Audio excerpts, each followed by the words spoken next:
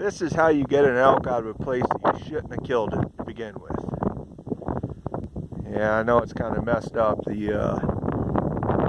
deer is supposed to be pulling the sleigh, not riding in it. But man, oh man, oh man, we got a hell of a pull here.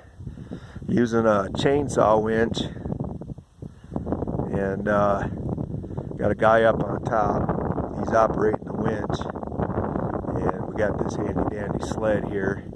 I hope this isn't. It's bright out here. I can't tell if this is in frame or not. Trying to get out of the way of the rope so I don't get tangled in it. But yeah, we've already come about 1,500 feet, maybe 2,000 feet.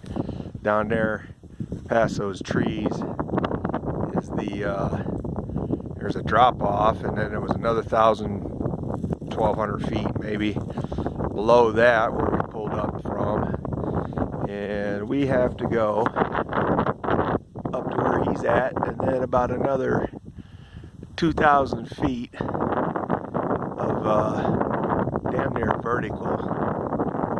But man, I'm glad we don't have to pack this thing up in backpacks, but this is still not fun.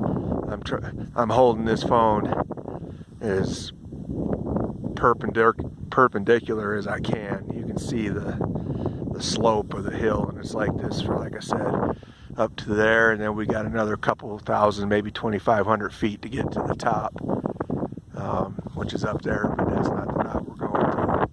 That's actually an easier knob to get up to, but there's another knob past this hill that you can't see from here. But man, the things we do for elk. And it's not even a big elk. It's a calf. It's a yearling. But elk is elk, and after the year that we've had, both of me and Ryan up there, he's the one operating the winch.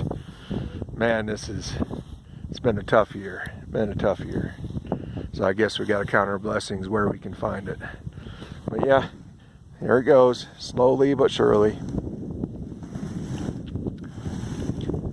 I'm glad the winch is doing the work, because I sure as hell wouldn't want to be pulling it up this hill. I guess that's it for now. I'll post this later and see what I do.